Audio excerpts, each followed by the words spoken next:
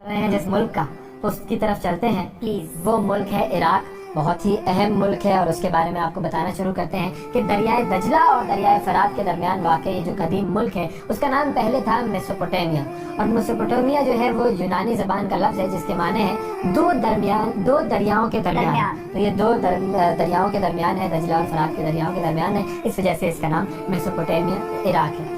और इराक को पहली इंसानी तहजीब की आमाजगाह समझा जाता है। फ़लस्तीन की तरह इराक भी अंबिया अलैहिस्सलाम की सरजमीन है। रिवायत के मुताबिक हज़रत आदम अलैहिस्सलाम ने इराक के शहर करना को अपना वतन बनाया था और इसके अलावा हज़रत नूह अलैहिस्सलाम जो है वो भी हज़रत इब्राहीम अलैहिस्सलाम और इसके अलावा हज़रत खिज़र अलैहिस्सलाम के बारे में भी यही कहा जाता है कि वो करना के शहर के रहने वाले थे। करना की एक बड़ी इंटरेस्टिंग चीज है, वो आपको बताऊं? बताइए। करना एक वाहिद ऐसा शहर है कि जिसके इर्द गिर्द 3 शहर वाक़ हैं और तीनों का डिस्टेंस उससे बराबर का है। अच्छा, तीनों उसके बड़ा मैथमेटिकली बनाया है, जिसने भी इसको बनाया इजाद किया। जो पहला वहाँ पर करना में जो पहली जो उनकी जो भी है जो शहर है वो है उनका, आपको नहीं पता कौन कौन से शहर? भाई मुश्किल नाम होते हैं, मैं नामों के मामले में कंफ्यूज हो जाता हूँ। चलिए आप अंबिया अलैहिस्सलाम के नाम जो है वो जिनके ऊपर मैंने रिसर्च की है वो बता देता हूँ। चलिए अच्छा शहरों के नाम शहरों के नाम मैं अभी आपको बताती हूँ, आपको मजीद डिस्टर्ब नहीं करती। मैं बात करता हूँ हज़रत नूह अलैहिस्सलाम की। एक और बड़ा मशहूर वाक़या जो कि कुरान में भी जिसका जिक्र है, हज़रत नूह अलैहिस्सलाम का जो उस ज़माने में जो तूफान आया था वो भी इसी इलाके में आया था और हज़रत नूह अलैहिस्सलाम ने अपनी कश्ती भी यहीं पर बनाई थी। फिर करना शहर की खुसूसियत जैसे कि आपने बताई कि 3 शहरों से ये फासले पर हैं, इनके नाम आप हमें बताइएगा कि कौन से ये शहर हैं। अच्छा, इराक के आसार कदीमा की बात करते हैं। ये जो आसार कदीमा है वहाँ के ये साबित करते हैं कि ज़माना क़ब्ल अज़ मसीह में यहाँ पर लोग बाकायदा तहजीब रखते थे, बाकायदा यहाँ पर इनकी ज़बान थी और इनका मजहब भी था। और इराक जो है वो सुमेरिया, अकादी, सीरियाई, कल्दानी, सासानी और बाबुल की तहजीबों का मरकज रहा है। इतनी ज़्यादा यहाँ पर तहजीबें रही हैं और इन सब का इम्तजाज आपको वहाँ के आर्किटेक्चर में भी नज़र आता है। इन्होंने ही दुनिया को लिखना सिखाया, इन्होंने ही इब्तदाई रियाजियात जो थी उस पर काम किया, फ़लसफ़े पर काम किया, साइंसी उलूम पर काम किया और जितने भी साइंसी उसूल आज हमें मिलते हैं वो यहीं से हमें नज़र आते हैं, मिलते हैं। फिर अकादी सल्तनत जो है वो लिबनान तक फैली हुई थी और इब्तदाई जो हुरूफ थे वो इन्हीं लोगों ने बनाए थे। फिर समुद्री जो जहाजरानी है उसकी इब्तदा इन लोगों ने की थी और अकादियों के बाद फिर असीरियाई, कल्दानी, सासाई और फिर बाबुल की तहजीब ने इस इलाके में फरोग पाया। बाबुल जो है वो मौजूदा बगदाद से कोई तकरीबन 55 मील के फासले पर आबाद एक कदीम शहर था और जो कि सल्तनत थी, बाबुल की सल्तनत उसका दारुल हुकूमत था और कल्दानी सल्तनत जो थी ये उसका भी दारुल हुकूमत था। और तौरात के मुताबिक हजरत आदम बाबुल में रहते थे। जब काबिल ने हाबिल को कत्ल कर दिया तो आदम अलैहिस्सलाम से उनसे नाराज हो गए और फिर उसके बाद काबिल अपने अहलो अयाल के साथ अर्ज़ बाबुल पर जो पहाड़ थे वहाँ चला गया और फिर उस जगह का नाम बाबुल पड़ गया जिसके माने है फुरकत या जुदाई। तो उसके बाद क्या हुआ कि जब हजरत इदरीस अलैहिस्सलाम नबी मबूस हुए तो काबिल की औलाद ने उन पहाड़ों से नीचे उतरकर बहुत ज़्यादा फसाद बर्पा किया और हजरत इदरीस अलैहिस्सलाम ने अल्लाह ताला से दुआ की कि अल्लाह ताला उन्हें एक ऐसी सरजमीन अता करे जिसमें अर्ज़ बाबुल की तरह ये जो दरिया है वहाँ बहता हुआ वो मौजूद हो। तो फिर उसके बाद अल्लाह ताला ने उन्हें अर्ज़ मिस्र में मुंतकिल होने का हुक्म दिया और फिर वो मिस्र वहाँ पर पहुँचे तो वहाँ के माहौल को ज़िंदगी के बड़ा मुवाफिक पाया। उन्होंने बहुत खुशगवार माहौल था वहाँ का, तो वहाँ पर उन्होंने बाबुल से मिलता जुलता नाम बेबलियन रखा उस जगह का। तो वो जो इस बेबलियन का मतलब होता है अच्छी जुदाई या अच्छी फुरकत, यानी तो गुड बाय जिसको हम कहते हैं। गुड बाय या मुशावरत रख सकते हैं ना, कह सकते हैं बिल्कुल। एक ऐसी जुदाई है जो कि अच्छी जुदाई है, बिल्कुल। फिर हम बात करते हैं 6ठी सदी क़ब्ल मसीह की। अब ये इलाका जो है अगले 400 साल के लिए साइरस आज़म के पास चला गया, वहाँ जो सल्तनत फारस थी उसका हिस्सा बन गया। उसके बाद सिकंदर आज़म ने इस इलाके को फतह किया और फिर ये 200 साल तक यूनानियों के ज़ेरे हुकूमत रहा। यूनानियों के बाद 7वीं सदी ईस्वी तक यहाँ पर ईरानियों का भी राज रहा। तो ये देखिए कितनी अलग अलग सिविलाइजेशन है जो कि इस इलाके में रहती है। फिर 7वीं सदी ईस्वी में हजरत खालिद बिन वलीद रजी अल्लाह अन्हु ने इराक फतह किया। हजरत अली रजी अल्लाह अन्हु ने इराक के जो इलाका है कूफा उसको अपना दारुल खिलाफा बनाया और हजरत अली रजी अल्लाह अन्हु ने कूफा में ही जाम शहादत नोश किया और आपका रोज़ा मुबारक इराक के शहर नजफ में है जो कि कूफा से कोई तकरीबन 10 किलोमीटर के फासले पर वाक़ है। और दुनिया का जो सबसे बड़ा जो कब्रिस्तान है वो भी नजफ हजरत अली मौला अली रज़ी अल्लाह तआला अन्हु के जो बिल्कुल करीब यानी कि उनका जो मज़ार है उसके करीब ही वाक़ है, और दुनिया का सबसे बड़ा लोग उधर भी ज़ियारत करने जाते हैं। वहाँ पर कहा जाता है काफी वादी सलाम अंबिया उसको की कहते हैं, बिल्कुल काफी अंबिया कराम है, उनकी भी कब्रें मौजूद हैं, और वादी सलाम उस कब्रिस्तान का नाम है। और बड़ी डॉक्यूमेंट्रीज भी बनी है, अगर आप इंटरनेट वगैरह पर जाएंगे तो आपको नजर आ जाएगा, प्रॉपर डॉक्यूमेंट्रीज में बड़े फैक्ट्स एंड फिगर्स के साथ उन्होंने एक्सप्लेन किया हुआ है कितना फासला है हजरत अली के मज़ार से उस कब्रिस्तान का, लेकिन बहुत बड़ा ह्यूज। अच्छा ओके जी, तो यहाँ पर बहुत सारी ऐसी मोतबर हस्तियाँ हैं जो कि दफन है। और फिर जब हम इराक की बात करते हैं तो करबला की बात ना हो ऐसा हो नहीं सकता। वाक़या करबला भी इराक की ही सरजमीन पर रोनुमा हुआ था जब यजीद ने अहले बैत पर जुल्म सितम के पहाड़ तोड़े थे और नवासा रसूल हज़रत इमाम हुसैन रज़ी अल्लाह तआला अन्हु और उनके घराने को शहीद किया गया था। ये वाक़या हम सब के लिए ज़ाहिर है बहुत ही अफसोसनाक वाक़या है, लेकिन मुझे कहते हैं ना कि इस्लाम जिंदा होता है हर करबला के बाद, तो इस्लाम को जो जावेदानी हैसियत है वो उस वाक़े के बाद मिली थी। अच्छा, और कुछ ऐसी शख्सियात हैं जिनका ताल्लुक इसी इलाके से है, जैसे फ़िक़्ह हनफी के जो बानी जिनको कहा जाता है इमाम अबू हनीफा, ये कूफा में पैदा हुए थे और फिर उसके अलावा इन्होंने ज़ाहिर बहुत काम किया, इनके इल्म से आज हम सब मुस्तफ़ीद होते हैं। फिर इमाम अबू हनीफा का जो मज़ार है वो बगदाद में है। फिर उसके अलावा मशहूर सूफ़ी बुज़ुर्ग शेख अब्दुल कादिर जिलानी, उनका जो मज़ार है वो भी बगदाद में ही है।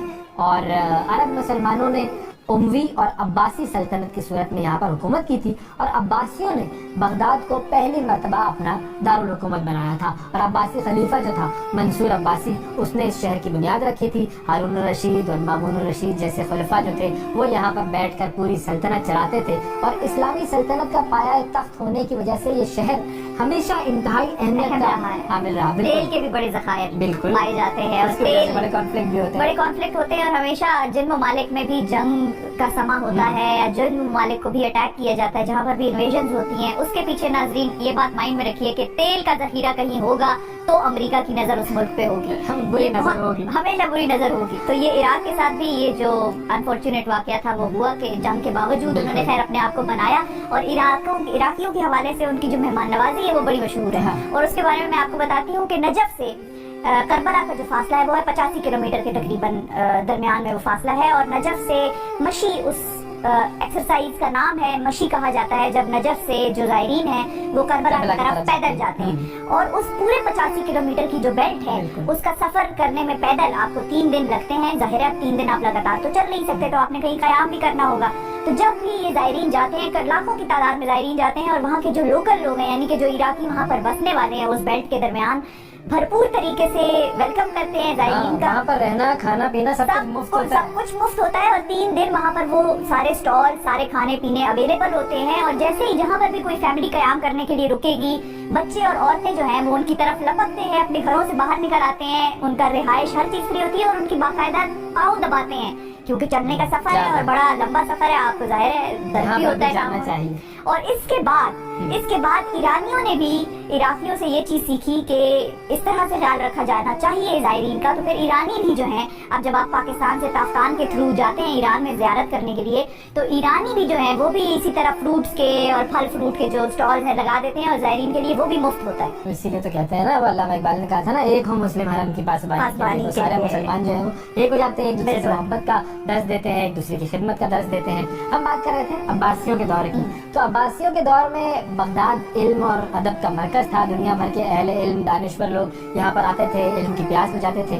फिर 1258 में मंगोलों ने हलाकू खान की क़यादत में अब्बासियों का जो आखिरी जो खलीफा थे मुतसिम बिल्ला, उनको शिकस्त दी और बगदाद को मुकम्मल तौर पर तबाह कर दिया। जो मौरखीन हैं वो ये लिखते हैं कि इस मौके पर इस कदर वहशियाना कत्लेआम हुआ कि बगदाद की तकरीबन जो 20 लाख आबादी थी उसमें से 15 लाख के लगभग इस कत्लेआम की भेंट चढ़ गए। कुतुब खाने जला दिए गए थे, उलमा दानिश्वर जितने भी थे वो तहतीक कर दिए गए थे, और इल्म और तहजीब के निशानात मिटा दिए गए। फिर 16वीं सदी ईस्वी में इराक उस्मानिया सल्तनत के ज़ेर हुकूमत चला गया। उसकी यह हैसियत जंग अजीम अव्वल तक कायम रही, और उसके बाद फिर बरतानिया ने यहाँ पर कब्जा कर लिया था। اور انگریزوں نے کوئی 1932 میں اس جگہ کو آزادی دی اور حکومت جو ہے وہ یہ پھر چلے گئی امیر فیصل کو اور ترکوں کے خلاف جنگ لڑنے کے معاوضے کے طور پر یہ جگہ دے دی گئی تھی. پھر 14 جولائی 1958 کو عراقی بریگیڈیئر جنرل عبد الکریم قاسم جو تھے انہوں نے عراق میں فوجی انقلاب برپا کیا اور بادشاہت ختم کر دی اور انہوں نے پھر عراق کو جمہوریہ قرار دے دیا. اور پھر 1979 میں صدام حسین ملک کے صدر بنے اور صدام حسین نے 1980 میں ایران اور 1990 میں کویت پر حملہ کیا. بڑی مشہور جنگیں ہیں. اب ان جنگوں کا نقصان ظاہر ہے عراق کو بھی ہوا, بہت نقصان ہوا وہاں ہوتا ہے, قوموں کو ہوتا ہے بالکل. اور پھر ایک اور بڑی جنگ وہاں پر ہوئی جس کے بارے میں آپ نے ذکر بھی کیا. 11 ستمبر 2001 کے واقعے کے بعد امریکہ نے عراق پر الزام لگایا کہ یہاں پر ویپنز آف ماس ڈسٹرکشن ہے اور انہوں نے حملہ کر دیا. حملہ ہوا یہ تقریباً 2003 میں یہ حملہ ہوا تھا اور اس کو کہ برطانیہ نے بھی بڑا سپورٹ کیا تھا. برطانیہ کے جو وزیر اعظم تھے ٹونی بلیئر صاحب, انہوں نے بڑا, اور یہ واویلا مچانے کے پیچھے جو پراپر یہ جو پروپیگنڈسٹ جس کو کہیں گے وہ ٹونی بلیئر ہی تھے. اور بعد میں ان کے حوالے سے جو ایک خبر آئی اس نے تو حیران کر دیا لوگوں کو, کیونکہ اس میں انہوں نے کہا کہ مجھ سے غلطی ہو گئی کیونکہ وہ پروف نہیں کر سکے, حملہ کرنے کے باوجود وہ پروف نہیں کر سکے, نہیں ملے. تو انہوں نے کہا کہ مجھ سے غلطی ہو گئی تھی اینڈ آئی ایم سوری. یہ ورڈ تھے لاکھوں لوگ مار دیے, I am sorry, no problem, ہوتا ہے یہ تو مطلب کا صدر لٹکا دیا, اس کو لوگوں کو مار دیا, لاکھوں لوگوں کو مار دیا, ملک تباہ کر دیا. اور آپ نے صرف ایک ورڈ بولا, آئی ایم سوری. تو یہ جو ہے مسلمانوں کے حوالے سے ہمیشہ جو ویسٹرن ورلڈ ہے ان کو تکلیف ہمیشہ یہ رہتی ہے اور یہی ہم پر الزام لگایا جاتا ہے. جب بھی مسلمان کسی ملک میں اگر کوئی حملہ کرنا چاہے گا تو اس پر یہی الزام ہوگا کہ بھائی دہشت گردی پھیلا رہے ہیں یا ویپنز آف ماس ڈسٹرکشن ہے یا نیوکلیئر ڈیل جو ہے وہ ہمارے حساب سے نہیں چلتی. حالانکہ آپ خود اس نیوکلیئر ڈیل سے نکل جاتے ہیں, مطلب اپنا ڈیسیژن لے کے باقی کسی اسٹیک ہولڈر سے پوچھتے نہیں ہیں اور آپ آہستہ سے وڈرا کر لیتے ہیں اس نیوکلیئر ڈیل سے, جیسے ایران کے ساتھ ہو رہا ہے. اپنے فائدے کے لیے ساری دنیا کو برباد کر دو اور اس کے بعد کہو کہ ہم دنیا کے سب سے بہترین لوگ ہیں. And I am sorry. بالکل. تو بہرحال صدام حسین کو جیسے آپ نے ذکر کیا کہ پھانسی چڑھا دی گئی. صدام حسین کی جو پھانسی تھی اس کے بعد پورے ملک میں جس طریقے سے فسادات ہوئے ہیں, فرقہ وارانہ فساد بھی ہوئے اور اس کے بعد جو علاقہ جو تھا وہاں کا شمالی علاقہ وہ پھر داعش نے اپنے قبضے میں لے لیا. پورا یہ علاقہ خانہ جنگی کا ایکسپوز ہو گیا نا, بالکل ایکسپوز ہو گیا. وہاں پر کوئی لا اینڈ آرڈر نہیں تھا, کوئی اسٹیٹ نہیں تھی وہاں.